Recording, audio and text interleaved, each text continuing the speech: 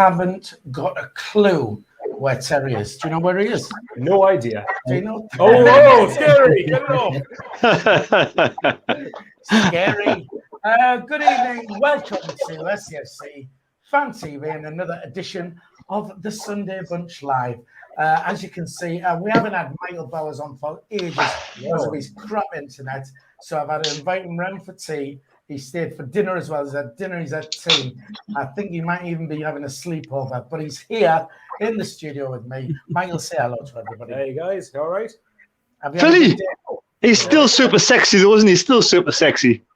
Hey man, we've had girls outside the house, man, for the last like 3 hours. Well, that because I ring then. I think they wanted the bra back. Anyway, we've also got the Mad Mistake with us. Terry, have you had a good Sunday?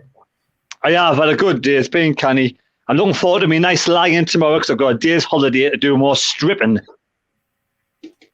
Oh, we've just been talking about stripping. We need a stripper for the bus. This is getting very concerning already. And he's already chucked his name into the hat. We've got Dino with us. Dino, how's your Sunday been? Probably been spent in bed, has it? No, it actually hasn't. It's I been out for breakfast, been at the pictures, and just come back from my friends. So yeah, it's been a quite relaxed, chill day. Hang on. Come back from what? Your friends?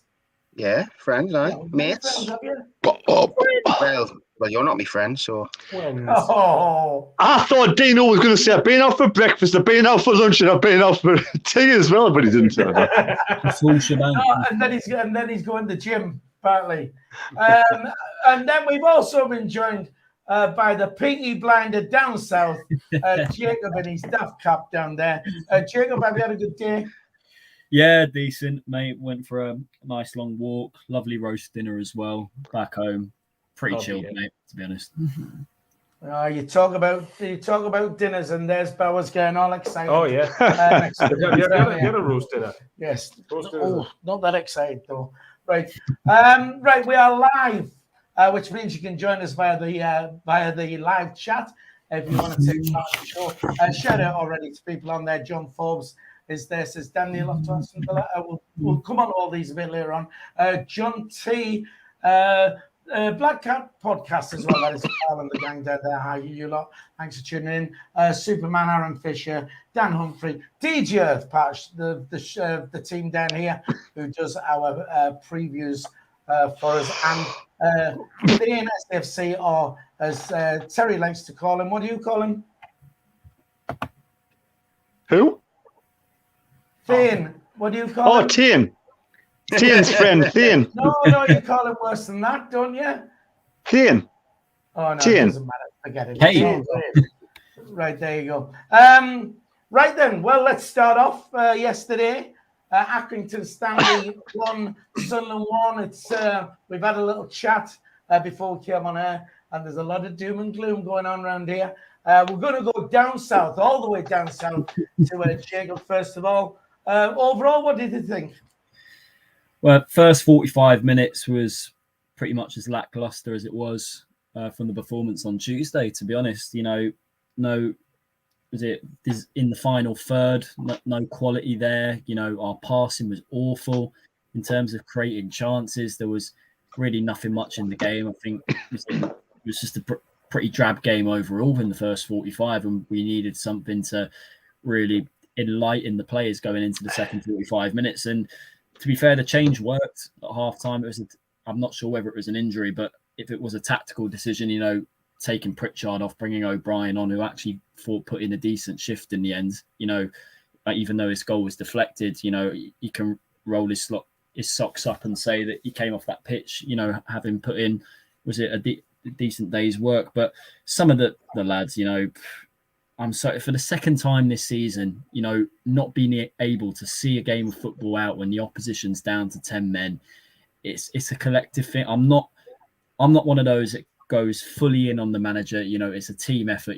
Players at the same time have got to take responsibility. And the fact that this has happened twice now, it's not good enough, man. And even the manner we conceded Accrington's goal was exactly the same how we conceded the third goal against Lincoln on Tuesday.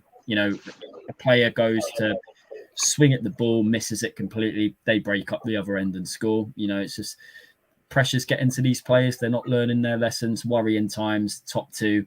I think it's gone, mate. I'm really sorry. All right, hang on a sec, Terry. I'll bring you in. When we're on these, if we can sort of keep them all brief, because there's 5 of us on, and we're. I just quickly want to give a shout out to Jeff Oldcroft, Spannerman, Mick Griffiths on there, and Emma Hansen. Emma, we're sorry to hear your sad news about Dexter the cat we just heard about tonight. And Marion Trell says hello to the lovely bunch. They're a lovely bunch, aren't they, Michael? No comment. Terry, you was one in there. Yeah, I just want to say what Jacob said there. Pritchard's injured. Pritchard's been carrying plenty of knocks. His body's aches and pains. He shouldn't even be playing. So Pritchard shouldn't even have started, to be fair. But, you know, we didn't play the COVID card, so we're playing with a very sort of string-beared team, injured players. Lee Johnson said 3 or 4 of those players wouldn't even make the team if we had a full-strength squad. So, you know, it is what it is. Right, fair enough. Jeff Holcroft, Spannerman says 1 Michael Bowers. There's only 1 Michael Bowers. Michael, yesterday, what did you think of the overall performance? I know you want me to keep it brief, so just awful. Well, not that brief. Okay. It's just that Jacob will take half an hour to answer one question. All right. Okay. I was trying to compensate for that. First half was dull. I think apart from that Ross Stewart header at the start of the game, barely anything happened. Second half, I think nothing really. Well, obviously we scored the goal. After that, hardly much happened. When Accrington went down to 10 men, and I know a lot of people, some people said that their equaliser was coming. I don't think it was. I think from them going down to 10 men to us conceding the goal, they didn't do anything. They sat back and we pinned them back. Not necessarily through creating loads of chances, but we kept the ball, enough of the ball to make sure they didn't have a chance. And then it was just basically it was just a stupid error. It was a moment of idiocy that cost us. And like Jacob said, it was pretty much a carbon copy. That goal was a carbon copy of the third goal at Lincoln. The way the game panned out was basically the sequel to the Shrewsbury game, because it was 1-0 up, opposition go down to 10 men, you can see the goal. And it's these type of results that if we are going to not finish in the top 2, it's results like that are going to cost us, not drawn away at Wickham or Ipswich. Right, okay. Just very quickly on the chat, Conrad Tank says, hat night. I've just realised. Apart from me. Well, no, that's better than a hat. That's what you head of hair. All right then. So hat night down there. SU Football says, Terry, are you going to Bolton away? So we'll hand it to you, Terry. I am. Yes, we all going to Bolton away. All of us. We're on the bus, are we? We're all on the bus. SAFC Fan TV on tour. We are. Terry, let's chuck it to you then. Just very quickly, overall performance. Probably one of the worst performances of the season yet again. I mean, we're playing against 11th team in League One. The first half was drab, it was dire. There was no sort of intensity. Accrington standing probably with a better side in the first half. We didn't create much. You can tell Pritchard was injured. He was the shell of his former player. He was a few games ago when he was playing really well. We were 10 games unbeaten. He was one of the better players. Him, Stewart and Wright, 3 of the better players. And you could tell yesterday something was wrong. You know, Embleton's not a central midfield player either, for sure. So, you know, second half, Pritchard was taken off. You know, we had Aidan O'Brien come on, fluky goal. Yeah, he had a shot, fair enough. It was never going to go in the back of the net, but we got a bit of luck, you know. And we should be seeing out against 10 men. We should be. I mean, why are we committing so many bodies forward in the last 10 minutes is beyond me. You get the ball down, you control it. Yes, you try and get a second goal, but you don't have every single player almost in their half. So all they got to do is kick the ball forward, 2 players, break free, and they score an equaliser goal. Absolutely ridiculous. It was absolutely ridiculous. And for Lee Johnson to come out and say it was a professional way performance almost, it was a total fantastic performance. And I just don't get it. I really do not get what he's seen yesterday that we all watched, because it was one of the worst performances. It was no better than the Lincoln game. Lincoln was just as bad. We've gone from being really good to poor in 2 or 3 games. How does that happen? We lost a lot of players, but majority of other teams have called the COVID card. There's Arsenal today, have 1 player out with COVID, 1 player, and they've called the game off. You know, in hindsight's a wonderful thing, mind. We probably should have called the last 3 games off, but it's one of those things. We've got to somehow bounce back from this. We've either got to get some players in big time, or, you know, Lee Johnson's got to start taking a long, hard look at some of the players he's got in the squad. And breathe. Well done. Conrad Lee, part of our team at SAFC Fan TV, says that was letting that aggregate down. Should have brought a hat, shouldn't I you? know. Well, there you go. Don't yank at my head like you did Dino's beard yesterday. Is it real? Yeah. Yeah, I can assure you. The Casual Observer says another loan. Where's the pig in money? We will get on to transfers and stuff like that. Emma says at least Phil and Dino had a good flight home. Yes, we was in our Spanish studio yesterday doing the commentary. And over to you, Dino, which is a proper beard. Somebody said it was stuck on. I can tell you it's not. It is a real beard. Overall performance, Dino, yesterday? It was terrible, wasn't it? I mean, I think Terry's going a bit over the top. I think Terry said about 10 times this season it's the worst game he's ever saw. I didn't see that as bad as Lincoln. The Lincoln game was the worst I've seen, where players couldn't make a 5-yard pass. We were making passes, but they weren't like positive passes. It was a lot of sideways and backwards. When we did go forward, it looked quite. We looked lack of movement. We're not playing to Stuart's strengths. I mean, one thing Accrington did yesterday really well was banging balls into Bishop. Bishop was winning headers. He was bringing the ball down really well. I thought Bishop bossed it for them. Banging the Bishop. Yeah, bashing the Bishop. They were just really good at using their game plan. I don't know what our game plan really was. In the first half was quite terrible, but no one's actually give credit to Lee Johnson for bringing O'Brien on, because I thought O'Brien played really well when he came on. He was running around, he was being active. He scored a goal. Yes, it was deflected, but he had to shoot, and it takes a deflection, goes in. So happy days for that. Well done for the substitution. And then their goal was just like, I mean, if people are blaming Lee Johnson for that, I'm not being funny. It comes down to player intelligence. You know, you don't need to boss everyone forward. It shouldn't be a 2-on-2 situation at the back. And I don't know. Someone said it was Dan Neil. Some said people was Flanagan. I'm not sure who it was, but when the keeper launches the ball forward, how you missed that? He aimed straight at it. It's like he moved out the way. Yeah, the broke down. I think it was Butch or Pell passed it across. Easy tap in for Clark. It was just disgusting defending. Player intelligence needs to come into play at some point. You don't need to look at a manager to tell you. We don't need to push everyone forward. Maybe sit 3 back, not just 2 or whatever we did. But it was absolutely awful. And it's 2 points dropped. That should have been a win. And I did see on stream when they went down to 10 men, I went, "This is the worst. This is the worst thing that happened to Sunderland, because if them score, it looks even worse." Because when teams go down to 10 men, we struggle. I don't get why. It's ridiculous. It's happened too many times this season where a team goes out to 10 men and somehow they nick a result. It's ridiculous. Right, I'll come to you just now, Terry, because I know you was one in there.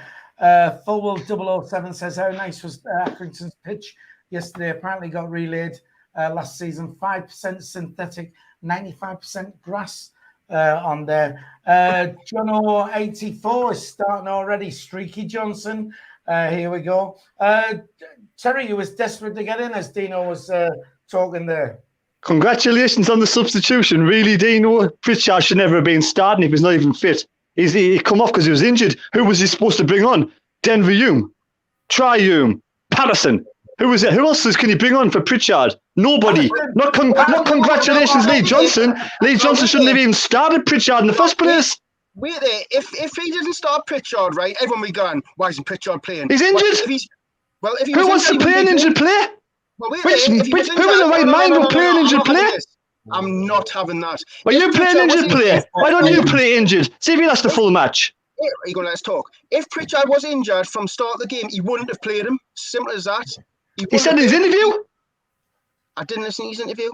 Well, you should do. You're a Sunderland fan. I listened to his interview. He said Pritchard had injuries. Pritchard's got injuries all over his broken body. Why on earth is Pritchard starting? Beggars belief. That's why he made the substitution, because he couldn't go on. The poor lad couldn't go on. Who should he bring on? Fantastic substitution, yes. Well done, Aidan O'Brien, but who else would he bring on? I wasn't sure I was on the bench at the time. I mean, at the end of the day, if he's injured, he wouldn't have played him. He's probably good enough to play 45 minutes, so he's played him. But if he was that crippled, he wouldn't have played. Because let's be fair, he moved around the pitch quite well. He was trying to make. I just think he was really getting bossed. He might, right? Manager says he's injured. Doesn't mean it's true. It's just, it might be an excuse for why he took him up. Oh, so Lee Johnson's a liar now, is he? Amongst everything else, he's a liar. Are you going to let us finish? Well, you said it. Yeah, well, let us finish. You're not going to say I brought Pritchard off because he was playing crap and he was getting bossed all over. You make an excuse. Oh, he was injured, so I brought him off. Because if he plays the next game, doesn't that show he wasn't injured? If that's the case, it's bollocks. Absolute bollocks. He's been injured last 2 games. Lee Johnson's even said he's been injured last 2 games. Yeah, but I don't want a liar at the club. If he's a liar, I don't want him here. No, hang on though, Terry. I mean, there's injuries and injuries. So either sometimes you can play with a knock. You know what I mean? Sometimes if you're injured to that extent that you can't play. It's more than one injury though. He said he had 3 or 4 problems with his body. Well, but obviously he thought he was good enough to put in the team. He was otherwise. But he wasn't. He just wouldn't have played him. Wait there though. No one was complaining when we were playing McGeady when he was getting injections and his broken ankle. No one was complaining then. Well, I didn't want to play him then either. But I'm not saying it. But I'm saying you said it was a fantastic substitution. It wasn't. It was just a substitution because he was injured. He couldn't go on. But he didn't have to bring on. You're trying to congratulate Lee Johnson as fan. How many substitutions did he not make yesterday? That's right. Just very quickly, let me jump in because Tam says my mic's very low. Can you let us know if the mic's okay and you can hear it all right? Because we don't want to hear you fine. I can hear you fine. Okay, all right, fair enough. I can hear you all right, and I'm next to you. All right. Oh, hey! He's a funny lad. All right then. Where was it? What she just mentioned something. Right, this conceding this goal then. Who are we blaming for it? Because obviously Flanagan, didn't intercept it. Is it Flanagan's fault? Is it the whole team for this quick corner? What was saying? Is it Lee Johnson? Who's to blame for us allowing this equaliser? Go on then, Jacob. You want in there? It's a collective. A few things. It's a collective things, to be honest. It was the short corner technique. I'm not a fan of it personally. We've done it constantly throughout that game yesterday. Even the ball that came into the box, it was easy catch for the keeper. And the amount of men we were committing forward in the first place, I think that's a managerial decision. Why we're doing that, I really don't know. Better game management would have seen out that game and got 3 points yesterday. But watching the goal, obviously, Flanagan missed kicking a football, when he's trying to boot it long up the pitch, unexcusable. But watching it back a few times, if you notice, I think their winger who side-footed the ball to the man who tapped it in, I think Dan Neil, he just gets attracted inside towards the ball and loses his man unmarked in the middle to tap home. Same with, was it Hoffman? It was sort of like the goal was gaping as well. And it was just an easy finish for the guy who put it in.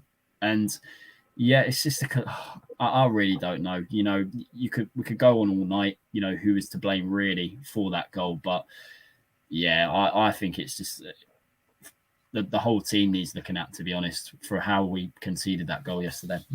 Right, okay, just very quickly back to the chat while we're on. David Jones says, looking forward to meeting up with the Mad Mistake at the Reebok. We'll all be down there, actually, and you could actually join us on the bus. We'll fill you in on that very soon. SU Football says, does Dino go to the games? Dino does go to the games, though why that matters, I don't really know. I hear it when people say, I'm a proper supporter, I go home and away and stuff like that. I can't travel away as often as I'd like to, because of work commitments. It doesn't make me any less a supporter. So I never really sort of understand that. On to you, Dino. Then, who was actually to blame for that equaliser? Was it Flanagan, the whole team, Lee Johnson? Are we pointing the finger at, or who do you think? Well, I'm not going to blame it at Lee Johnson, because if you need a manager to tell you that you need 1 year, like 4 or 3 years, need to sit back on the halfway line, basically footballers must be brain dead, because you're supposed to organise yourselves on a football pitch. A manager can only do so much. So to leave yourselves exposed is ridiculous. I mean, even if 1 year is just stand in front of the keeper, take a yellow card, do something like that. Just don't let him kick the ball out early. And then if it was Flanagan who missed the ball, I mean, that's 2 weeks in a row where once where Gooch went to take a shot, missed it, and we got countered, and then where a defender's meant to hit the ball, it goes past him, and then we'll get countered from our own corner. It's beggars belief. I just think some of these players are just not good enough. I think when you've got players like Flanagan and Gooch in your team, I just think you're at a disadvantage straight away. As much as Flanagan has his odd good game, he's very prone to mistakes. I think he's very replaceable. And having Gooch as well, he's just a headless chicken most of the time. He has the one odd good game here and there, but he's been with us since the Premier League days. He's been a part of failure for the last 4 or 5 years. And I think you need to replace these players with something new, because I just think we're getting used to this stale old same players. I think loyalty needs to go a little bit out the window with Gooch. I think he's better at a mid. I don't think he can have the expectations of wanting to go up. I really do. Then there's a few of these players who probably need to get out the door. We need to bring some new players in. So I'm going to call it on the players. Right, fair enough. Just very quickly, I'll bring you in just now, Terry. Tam says, Dino, the first half was shocking. You cannot excuse it. Well, me and Dino did the commentary on it, and we thought it was hard to call the first half. It was 50-50 really. We sort of cancelled each other out. Terry, you was one then. Yeah, well, he's already answered the question. Basically, I was going to say, if that's the case, if it was Flanagan and Gooch, is it time for Flanagan and Gooch to go? They're two players that Lee Johnson has not brought in. So, for me, does he have no faith in Younger? Is Younger not good enough? Is Yamaji not good enough? Are these central defenders not good enough to replace Flanagan, Dean? Well, Jamali's not Johnson's signing, was he? I don't believe so. Wasn't he Parkinson's signing? It was Parkinson's. He's been out for a year, though, wasn't he? So he's been out for a year. Granted, he does get a lot of games in the under-23s, but unless he just doesn't have the faith in him, or he doesn't trust him, or whatever. I mean, we don't see training. He sees him day to day. He sees what he's like attitude-wise. I mean, I don't really know what the answer is, but I just don't think Flanagan is the answer. If that means you've got to bring in another centre-back, then do it. I mean, get a loan in. I mean, Frederick Alves, he mustn't have been good enough. He never got his game. Unless there's something in Flanagan's contract saying that he needs to play every game, I don't know what we're going to do. And CONRAD Tank says Flanagan is vital for this team. He's really not. He's really not. And we've had this problem since we went to a back four. Because we were back four yesterday, weren't we? Bailey Wright was right back, wasn't he? Since we went back to a back four, we've been playing terrible. When we were playing three at the back, we were playing good football. We were really good, and we weren't leaking goals. So maybe we need to change the system, but I don't think we have the players to change the system, because obviously we've got people out with COVID and injuries and stuff. It just tells me a back two that all the centre defenders are not good enough for the back two. You need three. You need three to sort of make up for the two, because two of them by themselves, Doyle and Flanagan, are not good enough. You probably have Doyle and Wright are probably not good enough, but when you have three central defenders, for me, it's a stronger team. If Gooch is not good enough, and we can all see Gooch is playing poor at the moment, he needs to be dropped next match, simple as. He's brought back Diamond. I know Diamond was not much better on Lincoln, but they all played bad against Lincoln. Maybe it's time to play someone like Diamond rather than Gooch. Right, just very quickly, I'll come to you, Michael, next. Tony Lee is on about transfers. We will get on to transfers shortly. He also says, don't criticise LJ, Terry. You're committing high treason, according to Dino. This is Tony Lee, who thinks that Lee Johnson should be sacked if we get promoted this season as well. Observer Casual says, never like this streaky Johnson. When have we not been streaky over the past 20 years? Terry? Yeah, I mean, the people who want Lee Johnson in, right, if that's the case, then Lee Johnson needs to get rid of the players that are not his, that he doesn't trust, and bring in new players. He needs to get KLD to bring in some new players for Lee Johnson. Now, people who will Lee Johnson out, they must believe in the players. It must be the manager who can't get the best out of the players. So which one is it? Right, just very quickly on that then, because I did notice that Marianne and Carl Taylor, our friends over in Boston, Massachusetts, said the players have proved that they're good enough. It's just too many individual mistakes. So, I mean, we have, when everybody's fit, they have played pretty well together. Dino, I'll bring you in quickly, then we're going to go to Michael Denny. Yeah, It's easy to say get rid of these players, but somebody needs to buy these players. Who's going to buy Gooch? Let's be real. Who is going to fork out the money for Gooch? Not a team. Deal for the rest of the season. Do you know what I mean? Like, people say get rid of him. You need someone to buy him. It's as simple as that. I think there's plenty of teams down the lower leagues will buy Gooch, man. He isn't He's just not good enough for us to get promotion. He's probably mid-table, the bottom table, League One. He's just at this moment in time, he's not consistent enough to be in a promotion-winning side for me. Yeah, but his value though, like we don't know how much them value Gooch at a price level. So if we see he's worth 500,000, if we see he's like 500,000, I'm not being funny. Not many teams can afford 500,000 for one player. That's why in League One everything's normally frees and loans. But if Gooch is not good enough, then really Lee Johnson needs to put him on the bench or just drop him and bring somebody else in. But then who do you bring? I'm hoping that Try Hume might replace him, or if we get Patrick Roberts, that'll be the replacement. But for now, who do you put there? Because there's not really that many options to go, we're going to stick him there, blah, blah, blah. You know what you're going to get out of Gooch, but you're not going to get a lot more, do you know what I mean, from somebody else, because you don't know what it's. This is why being a manager would be so frustrating, because you know Gooch is crap, but you don't trust these other players behind him. You don't know if they're going to be any good. You don't want to take the risk, because if that risk's a bad one and we'll lose the game because of that player, it goes on Johnson. So I wouldn't want to be. It goes to the ownership in the next 2 weeks to buy the players in to replace the likes of Gooch and Flanagan. Right, fair enough. I want to go to Michael now, just very quickly. And Michael, their goal, the equaliser, who would you blame for it? Flanagan, the team, Lee Johnson? It's obviously a collective thing all around. I do think that the one thing Lee Johnson maybe could have done is when Accrington went down to 10 men, bring the likes of Jack Diamond on. Now, I don't particularly rate Jack Diamond, but I do think what he would offer is the energy and the drive to get us up the pitch when they're already down to 10 men and they're having to work extra hard to compensate for the man that they've lost. However, I agree with Dino on the goal itself. You should know as a player to not overcommit and leave yourself completely exposed when they've got a man less and they've got less opportunity. In theory, they've got less opportunities to attack you. But if I had to pick one player who I think is escaping a bit of criticism, is Dan Neil, for two reasons. One, because he was very keen to rush the cross in to the keeper, which then allowed him to make the breakaway, even though we should have had someone to block off the goal kick or whatever. And the second reason is because and when I watched the goal back today, him and Dennis Serkin drive towards the left-hand side where the winger's got the ball before it passes it. I think it was Mitch Clark who scored. So one of them, Daniel, should have stayed on Clark to make sure that he didn't have as much room to sort of tap into an empty net. If I had to pick anyone, it is Daniel, but Tom Flanagan in the build-up misclears it. It's exactly Tom Flanagan's proven exactly the reason why I think Bailey Wright is far superior centre-back or a far superior defender. It is a collective thing, but I do agree in the sense that Lee Johnson shouldn't have to tell them to not mess about like that. That should be common game knowledge. If you need your manager to tell you that, then I don't know what to say. Dino, you wanting to jump in there? Yeah, with Michael saying you would have brought Diamond on. I mean, as much as Diamond's got a bit of pace about him, sometimes when the game's the way it was going, sometimes you don't need to make that extra substitution because it'll unsettle the team, and you're bringing on a player.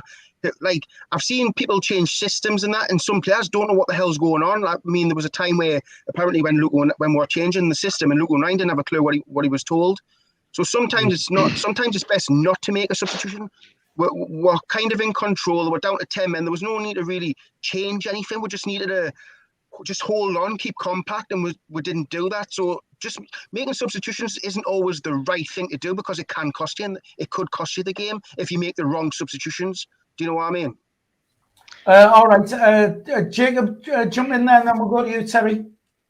Someone like Corey Evans coming on, he would have been perfect coming on for like the last 10 minutes yesterday, because he's that type of player, that breaks up play, likes to get stuck in and win those second challenges. He's that type of midfield player that, that sits in front of the defence like a CDM and just clears up second. But phone's going off at the top. Just clears up second. No, oh God. Yeah, the imagination, God. No, but no, it's different sound, isn't it? It's Grinder. Grinder, what's Jacob done? No, I was saying, but it goes back to what we were saying, that like the squad's stretched at the moment, COVID, injury problems, and we have to look at, the people upstairs. We need players in ASAP. Obviously, we'll come on to that later on in the show. If the rumours are true about Patrick Roberts, then that's a start, but we do need more in. Right, Terry, you was one in as well.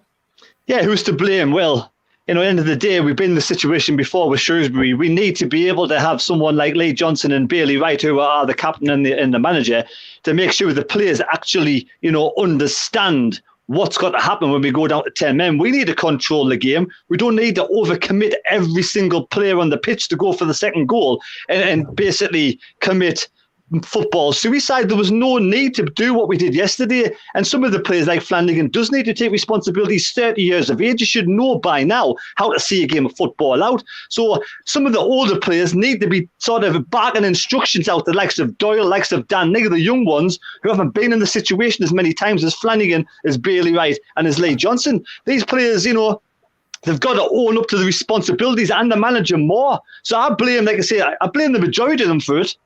But some of the younger players need to be sort of taken under the wing by the older players to sort of let them know what to do in the situation. Right, fair enough. Right, just before we go any further and continue with this, it's over 200 people on the live stream at the moment. We've got 62 likes. If you can just hit the thumbs up for us, we'd like to hit 100 on a Sunday if we can. If you're watching on a mobile device and you have the live chat open, please close the live chat. You'll see the thumbs up there. And of course, if you are watching and you haven't subscribed to the channel, please subscribe. It will help us out. It is free to subscribe also. Before we continue with analysing the Accrington game, we will quickly tell you that on the 29th of January, we are all travelling to Bolton, the SAFC Fan TV team.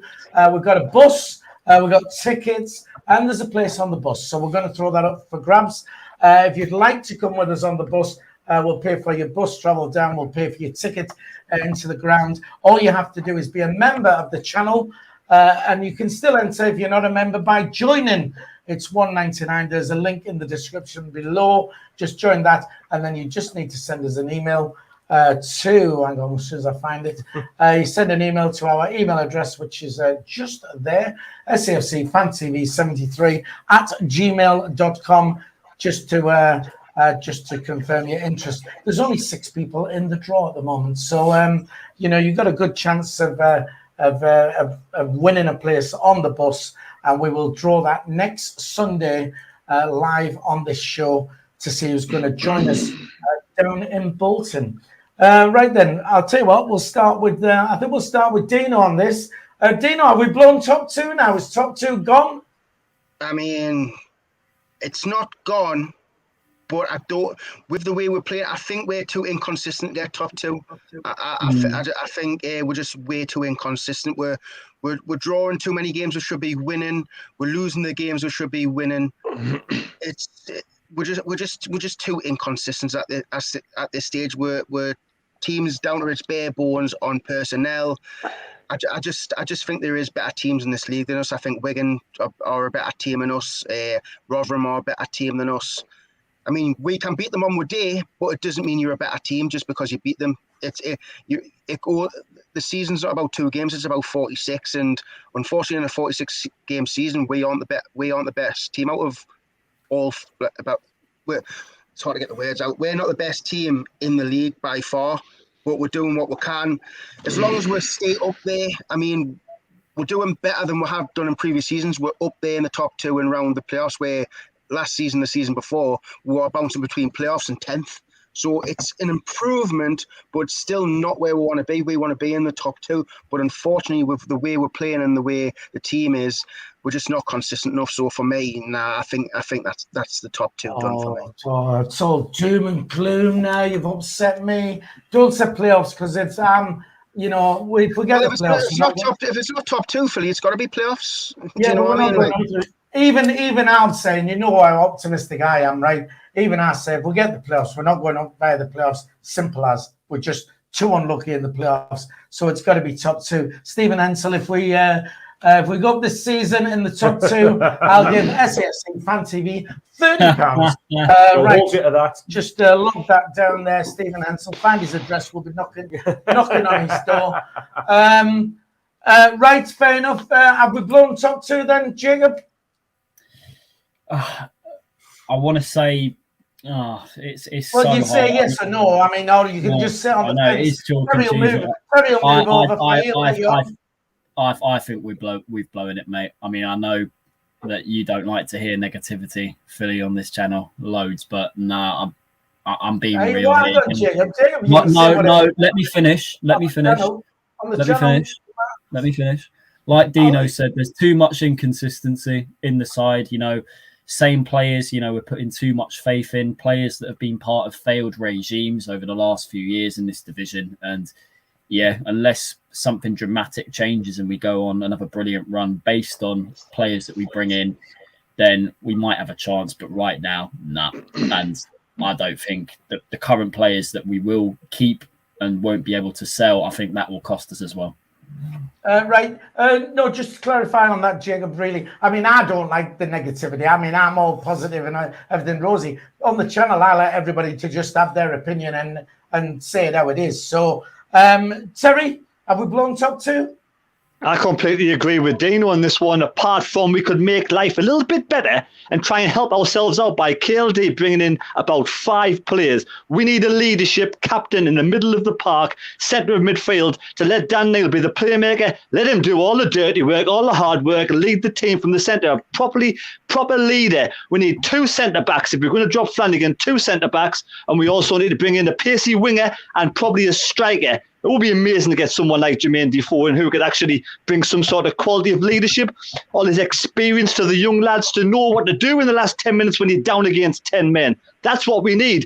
If we bring those 5 players in, we've got every opportunity of getting us back.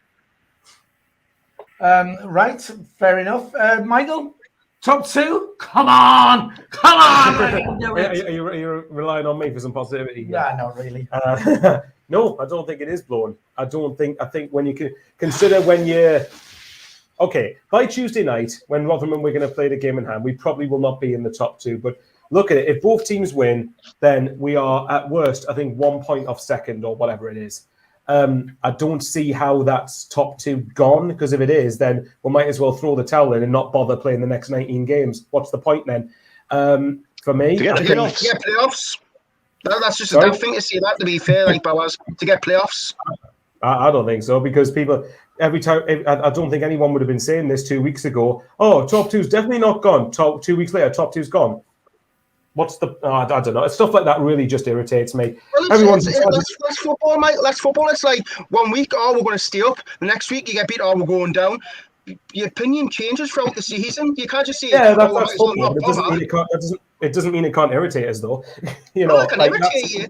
It just annoys me. We might as well not play the rest of the 19 games. That's just a ludicrous statement to make. I disagree. I don't think it is. I think it's if we're going to say that we have no chance of top 2, then for me, the next 19. Well, Philly's just said there. What's our record like in the playoffs? Well, if that's the case, then we're not going up. So there's no point playing the next 19 games. There's no point because in the past we haven't won playoffs, but this season won't be different.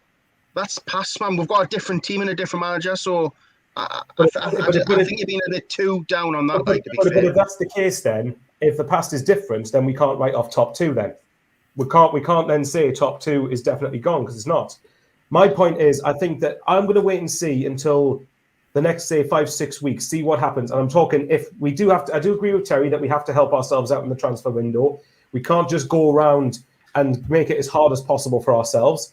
We can't afford to go on a bad run, because at the minute, obviously, it's 3 without a win. Although you could say it's 1 defeat in 12 or whatever it is. It just depends whatever narrative you want to spit. Can I jump in? Let me jump in just quickly. All right. You said we can't afford to go on a bad run. All right.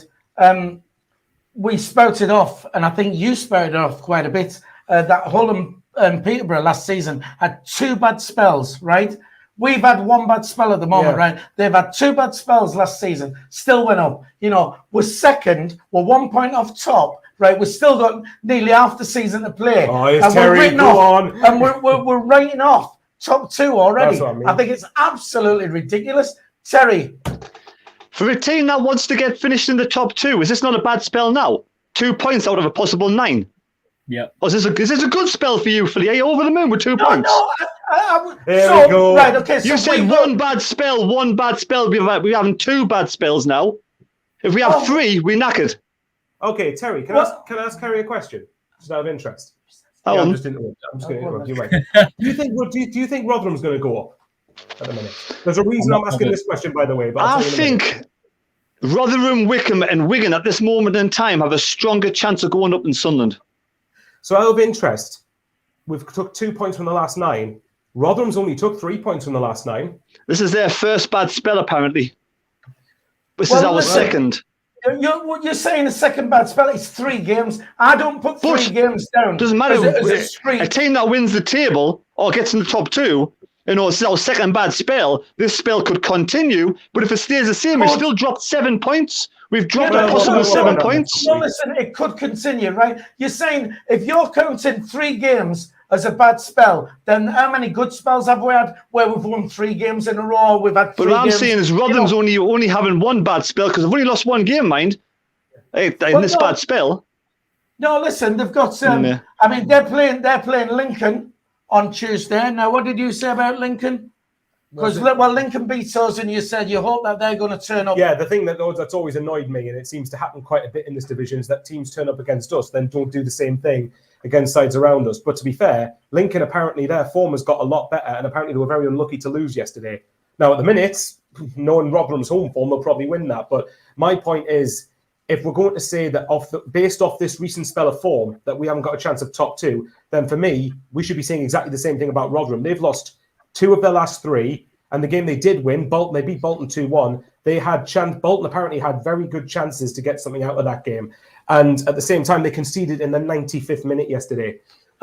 Well, bearing in mind as well. By the way, that doesn't mean Rotherham won't go up. It doesn't mean they won't respond. I'm just pointing out there that we need to be a bit consistent when we're judging our chances versus everybody else's. I was talking to a couple of Lincoln fans, and a couple of Lincoln fans told me that they had a makeshift side that game, that they didn't expect anything from the game against Sunderland. They had square pegs and round holes. Right, I mean, we're already. I'll bring you in just now, Jacob, because I know you was one in there. But you've got to also understand that we've still got to play Rotherham and Wigan as well. Those 2 games are massive. And we're second. That's why I'm saying if we go to the transfer market and bring 1 or 2 quality signings in, it still could be in our own hands. But we've got to do that. Well, is our team not good enough? What about our team at the start of the season when everybody was fit? We had a great squad. We had strength and depth. All right, is this team not good enough if we're all fit then? That's the problem, though. They're not all fit, though, are they? Well, no, but if we are all fit, is the team good enough? And if the team's we're all fit, apart from a right back and a striker, and a central defender, that's probably where we're lacking. And also a captain, because I know Bailey Wright's been captain, he's done a good job. But for me, we need someone stronger in the centre of midfield. I do think that I think we have got a core of a team there that can finish in the top 2, but you need to add the key elements and add some players in to give ourselves the best chance. You don't rest on your laurels and hope what we've got is enough to get us over the line. I agree with Terry on that front. You give yourself the best chance by getting the players in the transfer market. That's what the window's there for. All right, Jacob, you was one in there, mate.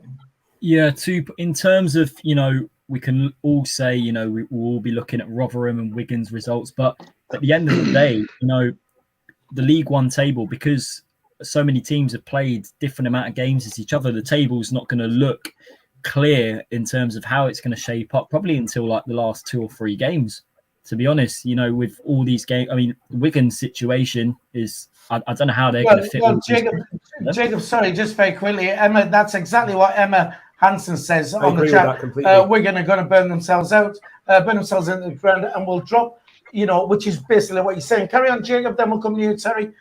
Yeah, I mean, Wigan are still, I think they're in the Papa John's and the FA Cup as well. So if they get progression in that, then that'll be even more games that have to fit into the schedule. But I think they signed, was it Josh McGuinness today? I think he's a decent midfielder to have for this league. So I think they're looking to bring a few more in as well. But yeah, it goes back to, was it Emma's point in the chat? It's what you do in those games. They will drop points, I reckon, out of the 5 that they have, but I think they have enough, to get us over. They have enough to get them over the line at least, and that they've proved this season that they do have consistency, and I think that will eventually get them over the line. Right, Terry, you was one then. Yeah, well, we're going to get 1 or 2 players in, so they're going to rectify that problem with the games. They're going to bring players in, so they're going to have fresher legs. We need to do something about that. We need to do the same thing. I mean, I thought we won players in early in the transfer window. We've only brought 1 kid in who hasn't had a sniff so far, so we do need 1 or 2 quality signings, 1 or 2 experienced players to be brought in to help the young lads as well.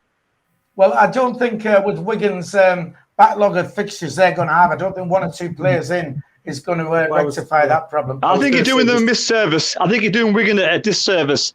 5 games in hand with only 3 points ahead. Wait until the games are played first. Terry, we've been in the same situation. We had 2 games in hand. We've got to the last week of the season where we could have been automatically up, and against easy teams. And we've just blown it, you know what I mean? So it's not that easy. Come on, Michael. To add with it, though, if you talk about, let's take Wigan's games in hand for a minute. Only 2 of them are going to get played in the next few weeks. And bear in mind that I think when they play Stoke, they've got yet another game to fit into their schedule. So after these 2 games in hand, Wigan have got another 4 games to rearrange that aren't going to get played until March at the very earliest, by which point we'll have already played them again. So we'll wait and see what happens with that one. They've got a horrendous month fixture-wise as well. Oxford, Sheffield, Charlton, Rotherham, Wycombe and Sunderland all in a month. They've got to play all of those teams in one quick go. They will burn out some of the game. They will win some of the games, obviously, but I think it's a massive ask for them to go and repeatedly beat the top team. If they do that, then they deserve to go up. But my point is, I think people are dismissing this fixture backlog thing far too easily. We had 2 games in hand, and yes, we weren't good enough at the same time, but we still had a backlog. Whether people like to admit it or not, we had a backlog. That was with 2 games in hand. So imagine when you've got another 4 games in hand to rearrange, and there could be yet more postponements. And the pressure puts you under. That's what I was going to say. I think Wigan will win some of those games. I'm not denying that. They will win some of those games. But I also think at the same time, the fixture battle, people underestimate how difficult that is. And in the next 6 weeks, apart from, I think, was it between Charlton and playing Rotherham, they're going to be playing every few days for the next 6 weeks. If they deal with that well enough, then they deserve to get in the top 2. But I'm not writing it off, but I'm saying the fixture backlog eventually, I'll be very surprised if it doesn't catch up to them. What if we beat Wigan? If we beat Wigan, there's even more pressure. Can I just point out as well, Wigan have been better away from home than they have at home this season. So we can't even beat Accrington and Stanley, can we? Neither could This league's all anyone can beat anyone on their day. But oh my word, who's this?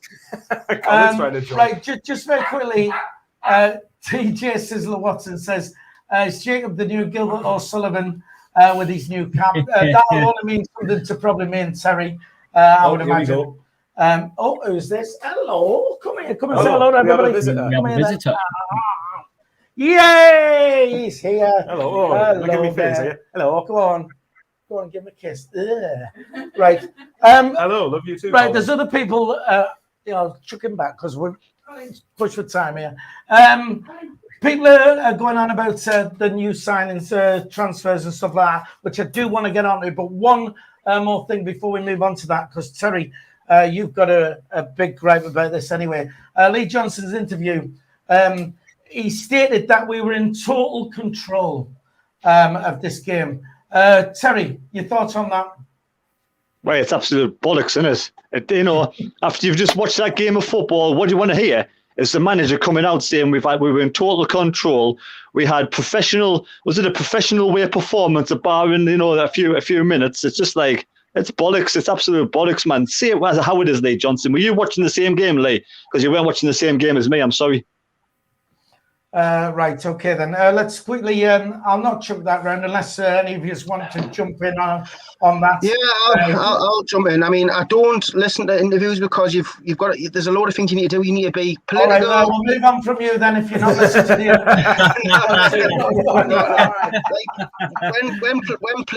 When players and managers do interviews, you've got to be political. You've got to try and say the right things, and not be so truthful and like. You can't dig players out. Like I'm all. Why can't you just say we weren't good enough? Because we were good enough. We were good enough to win that game, but like. Yeah, but you can come out without saying the bullshit like we were in total control. We were a professional way performance. Oh wait, come on! There's ways of doing it. There's ways to do it. Don't forget, just because you're a manager doesn't mean you know how to like handle the media side of it. Not everyone's great speakers and know what to say at the particular time. Maybe he's looking back at that Stephen thing. fuck, I shouldn't have said that, to be fair. Like, exactly, it talks to the bollocks. You're in the moment, you think of what comes to your head. Some managers are great at it, and they can just talk for ages, and some are just not that good at it. So maybe Johnson's just not that good at it. Maybe he looks back and goes, why did I say that? You're in the moment. I mean, you just sometimes just don't forget what you're thinking. Your mouth. I don't believe in 1 second Lee Johnson looks back and thinks I shouldn't have said that. I think Lee Johnson absolutely loves to hear his own voice. That's just my opinion. Terry, Terry, just out of interest, Terry, what do you think Johnson should have said, in your opinion? What do you think he should have said in the interview? Well, obviously, that the performance wasn't good enough. The first half wasn't good enough. Individual players didn't perform. That we didn't take control of the game when we had 10 men. We should have seen the game out a lot better. That's for starters. Right. You don't have to slag off individual players, but you don't have to build them up as if they were absolutely fantastic. Right, just very quickly, let me jump on the chat down here, because No Nothing says Sunderland's dip in form has affected my happiness. I wish they could put it all together. You and me both, mate. Listen, for years and years, it's affected everybody's happiness, Spawn Sunderland. But that's what we do. We're all here. We all want the same thing. We all want a successful Sunderland team. Thane says Philly's opinion doesn't change. Still thinks we'll be up by Easter. I don't think we'll be up by Easter. I think we're. You'll be up by March. I think we're in a very good position to go up top two. And why shouldn't we? The games are massive coming up. We do need to perform. So right. Let's quickly, because we are getting short on time. Transfers then, just very quickly, just announced on Sky Sports. Got this, brothers, you want to read it? Well, do you want to read it out? Okay, Michael will read you out. Are you sure? Okay. Sky Sports put out that Patrick Roberts is set to join Sunderland for the rest of the season. The forward will undergo a medical with the club in the next few days. He's been on He's been on loan at Troyes, I think it's Troyes, from Manchester City since the summer, but made just 2 appearances for them. The 24-year-old has only been in the matchday squad 5 times. His City contract expires in the summer. So there you go.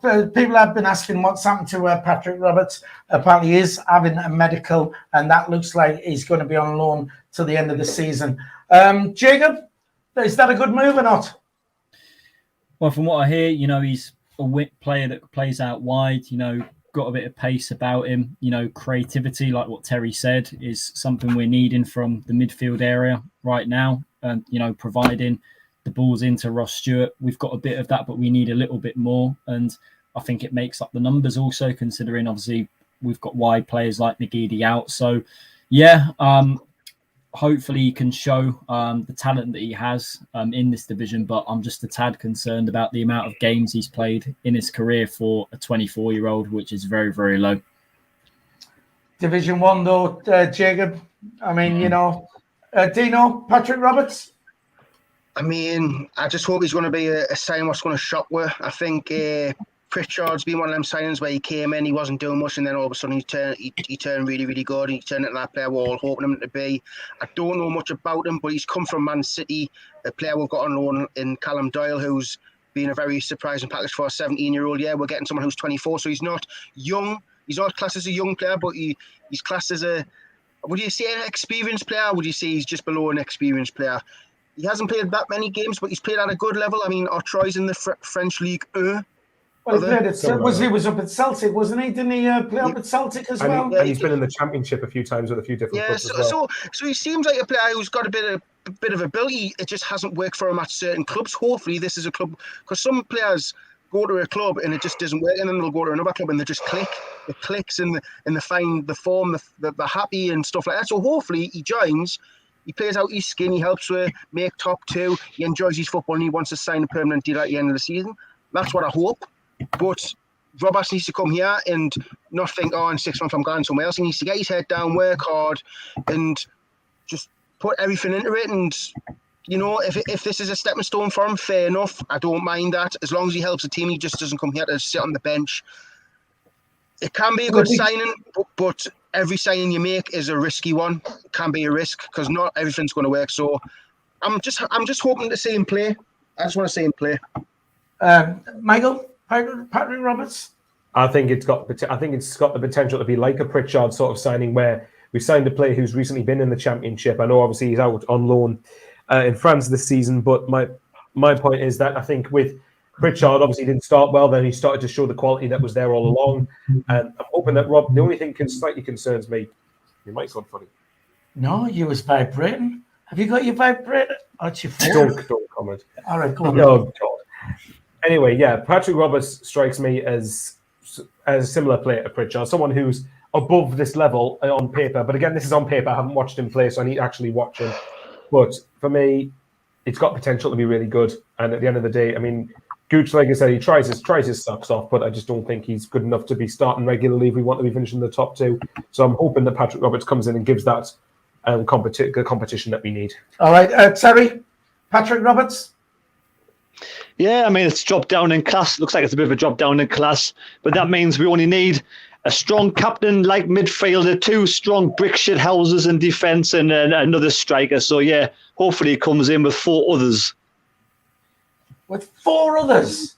Yes, 4 others. We're going to upset our team now. Second in the division, 1 point off top. Let's bring Lowe's in and just upset all the dynamics. And let's bring nobody in, Phil. That'll make you happy, won't it? Well, no. Let's bring nobody in. It's a gamble, isn't it? If we get injuries, Pritchard's knackered. Lee Johnson said yesterday that we have 3 or 4 other players that wouldn't have started yesterday if we had other players ready because they're injured. So there's 4 or 5 players who were not fit enough to play in the team. That's why we drew 1-1 with Accrington Stanley. That's one of the reasons. Sorry. Listen, it's all down to hindsight, isn't it? It's like if unless Lee Johnson's lying, of course. If we need, oh God, it doesn't matter what Lee Johnson does. He won't win you over at all, will he? I mean, why want more players in? Why? We must have the only billionaire owner that's not spending decent cash. And I don't mean like spend millions and millions. Just bring 1 or 2 players in, $1 million here, $1 million there. We don't know what's in the pipeline. You know, I mean, they've done all right so far. So far, you wanted players in at the start of the January window. You said players in before it's too late. Don't waste to the last week. We've only got 2 or 3 weeks to go. No, but you're on about another 4 players coming in. Yes, we want. I want another 4 players in. If Flanagan's not good enough, if Gooch is not good enough, they've got to be replaced. How good was Flanagan at the start of the season? But you can either have it's either the players' fault or Lee Johnson's fault. You've already said all season it's the players' fault or Lee Johnson's fault. So who is it? And now is it nobody's fault? Are we over the moon with a 1-1 draw against 10 men? Of course, with a 1-1 draw. Exactly. But the thing is, why is it this knee-jerk reaction that all of a sudden now, because we draw? I mean, what about Rotherham going to Fleetwood and getting beat 1-0? It's not a knee-jerk reaction. Anything can happen. You know, we got a point down there. No, I'm not happy with it. But what I'm also not happy with is all of a sudden now, 1 point off top, we're in second place. We've got nearly a full half of the season left to play, and all of a sudden now we can't go up top 2. It's absolutely ridiculous. We haven't taken the bull by the horns, you know. We would have been clear in League One. We would have been clear in League One if the players had just done the job or Lee Johnson had just done the job. One of the two, one or the other.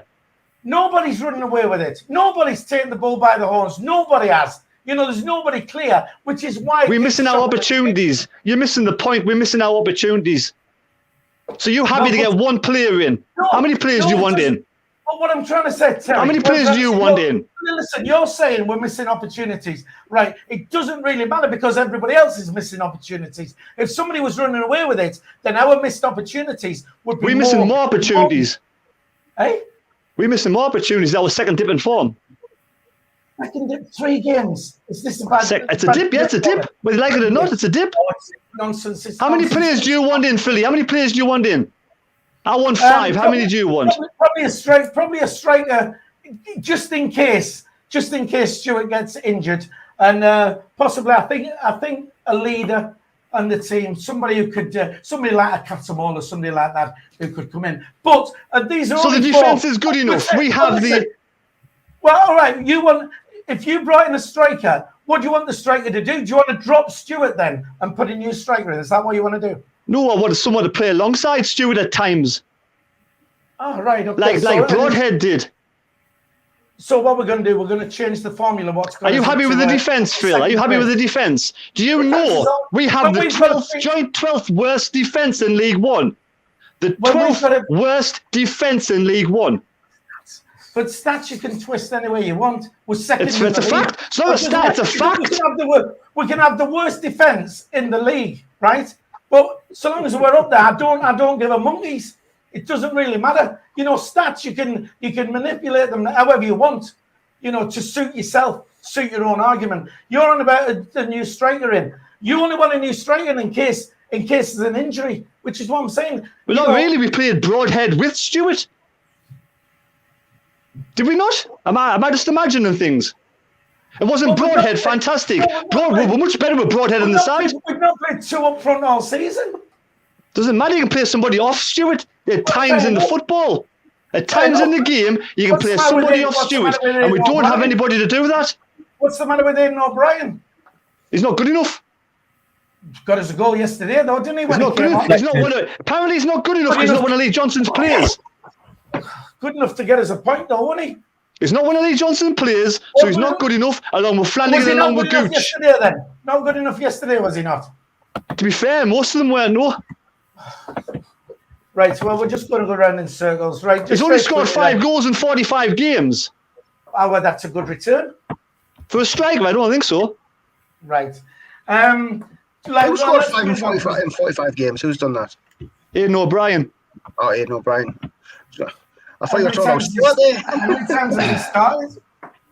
Right, listen, just very quickly, because we are more or less out of time here. I just wanted to quickly touch on Kevin Phillips to South Shields as manager. Keep it brief, because we are out of time. Do you see it as a good move? Dino, you're a South Shields man. Is that a good move for Kevin Phillips? Yeah, it's a project. It's a project. I think it'll pull some fans in who love Kevin Phillips. I think it's a good PR move as well, getting a Sunderland legend in for South Shields. I think it's good all around. Good first project for him. I hope he does well. I really do. It's his first shot manager. I hope he does really well, and then hopefully down the line he proves himself and he gets the Sunderland job eventually at some stage. But yeah, great move for Shields and great move for him. Jacob, good move for Kevin Phillips. Yeah, absolutely. Like what Dino said, you know, it'll definitely attract more gates. Was it more fans through the gates at South Shields? More gates through the fans. More gates the other way around. Sorry about that.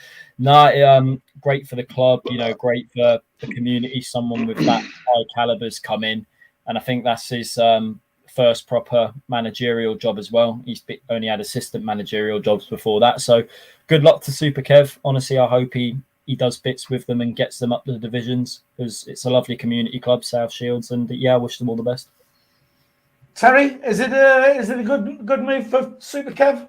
To be honest, I'm really surprised. Yeah, I'm over the moon for Kevin Phillips. I hope he does a great job. I thought he was into the media side of things, but obviously his heart's in the Northeast. You know, he's got passion for the Northeast, and he wants to succeed as a coach. And like Dino said, hopefully one day after he's succeeded, hopefully touch wood, gets South Shields promoted, and then he'll come and sort of manage Sunderland one day.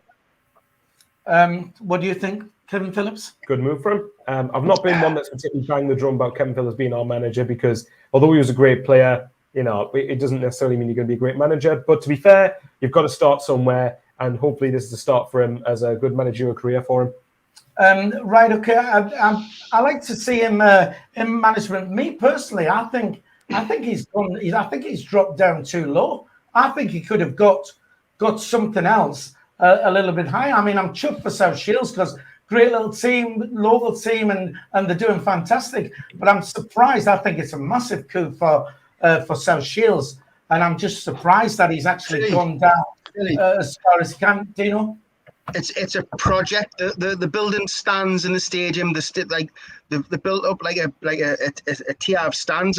It's a lovely project. They're actually spending money. You will get money to spend, and I think you've got to earn your stripes. I mean, to say he's going too low down, it's his first managerial job. To say it's going too low down, I think that's a bit disrespectful, to be fair, because you have no right to just manage where you want just because you're a legend of Sunderland.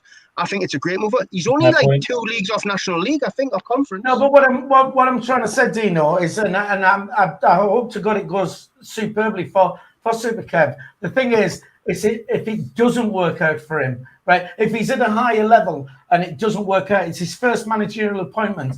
If it doesn't work out at a higher level, you can drop down a little bit lower. Whereas when you've come so far down, if it doesn't work out for him, then his saleability is going to be. It's not as good, is it? I mean, he's clubs higher up are going to look at him and say. Well, the thing is, though, there's not as much pressure when you're at a club like South Shields because, like you say, I think the semi-pro, they might be professional. I'm not 100% sure on that. If you go to a higher club like a Championship, the pressure's on you straight away because, look at Frank Lampard's first job was Derby, wasn't it? His first job was Derby, and then he went to Chelsea. I mean, that's ridiculous for someone for 2 years. I think this is a good move for him, and it'll only get better and better for Kevin Phillips. I think it's harder to manage a club lower down the leagues than it is somebody going into Chelsea or Liverpool and stuff like that and managing them with all those players. When you've not got the funds and the players and stuff like that, that's where you earn your stripes. Terry? He might have a bit of pull still at Sunderland. He might have a few ties at Sunderland. He might be able to take some of our really young youngsters and go to South Shields and get some experience there. I still think at the end of the day, in the future, and time will tell, Kevin Phillips will be a better manager than Lee Johnson. I hope he's superb. Honestly, I hope he. He's an absolute legend up here, and I hope it works for him. I really do. I'm just surprised that he's gone so far down. But I totally agree with you there, Phil. I totally agree with you, but I want 5 players to be brought in. I don't expect KLD to bring 5 players in. Yeah, right. Okay, Dino, quickly. Imagine the buzz about Shields. Imagine the players getting the manager, Super Kevin Phillips, played in the Prem. You'll help them so much. I mean, like some of them players will look up to him. I guarantee some of them are Sunderland fans and have watched him when they were young, and now he's getting managed by them. I mean, it'll be so buzzing for some of them players down there. I mean, because you want to prove yourself when you see someone like Kevin Phillips walk through the door, you want to play at your best. You're inspired by the bloke just by him being there. So I think it's going to be great all around. To be fair, and I can't actually wait to see what he does. Dino, I think it'd be superb for South Shields, and I'm over the moon for him. I mean, Dylan Morse, who plays from was at Sunderland and stuff like that, and absolute legend, and I'm chuffed to bits. I think it's a fantastic move for South Shields, and I really do hope that it works out for Super Kev. We are over time here because there's been loads to talk about. Loads we haven't even managed to get in. Rumours of Dan Neil going to Aston Villa, stuff like that. We've been linked to Aidan Flint, although I don't know if that fits our model. I mean, he's 32. Coming up on Thursday. We will be doing Thursday Night Live. We'll be looking at the Portsmouth game. We're going to get Tom on from 4-0 written all over it again. He's going to come on. We have had someone in touch. I think they got in touch with you, Terry, about getting the Portsmouth fan on, the guy with the all the tattoos and the hat and stuff like that. So, apparently, we'll look into that as well and possibly getting him on, and we can have a chat to some Portsmouth fans about what they think of the upcoming game. Well, it's been a lively one, hasn't it? Without doubt. I've got to find a bed for you now for somewhere to sleep. Yeah. It always is when we play like shite, isn't it? Hey? Well, it always is lively when we play shite. Well, it is. The thing is that's what makes it. People makes it entertaining. And at the end of the day, we all have our opinions, but we're all one big family, and we all want the same thing. We all want a successful Sunderland team. Everybody's opinions are different. We're all football managers. We all think we can do it better than everybody else. But the one thing we all have in common is, we follow our brilliant team. Don't forget the Bolton competition. That will be drawn next week. You've got all week to enter if you want to do that. There's a little video on our channel, tells you all about it, what you've got to do. And you could get a place on the bus. We're all looking forward to going. Terry's going to be singing. We've got the speaker on the bus. Michael's going to be stripping. Dino's going to be sleeping. Finally, are you? We'll take a race. Dino will be going to Burger King. And Jacob is going to. Jacob's coming up on the train. He's not. Apparently, the minibus is not good enough for Jacob. He wants to make his own way up first class. Apparently, but you can meet us all down at Bolton if you want to do that, Terry. Jacob's coming up on his horse and cart, isn't he? Oh, of course, mate. Being a jockey, what you do, Terry, on a match day. Right. Listen, it does wrap it up for another Sunday night. Thanks for tuning in. We will be back on Thursday for Thursday Night Live. It's been a lively one. Terry, just say bye to everyone. Bye, everybody. Enjoy your week. Jacob, the Peaky Blinder down south. Say bye. See you later, everyone. Have a great week. The man who loves Burger King and his ginger beer down there, Dino in South Shields. Say bye. Goodbye. Goodbye. Bye-bye, everyone. All right. Are you staying tonight or not? Depends. Will I stay with Colin? You stay with Colin? Yeah, Colin likes it. Well, I'm going away. You could have stayed with Karen, but if you want to stay with Colin, I'll stay with Colin. Don't tell Jack that. Whatever suits. Listen, thanks for tuning in. Don't forget to like and subscribe, and we'll see you all on Thursday. Thanks very much. Bye-bye. Take care.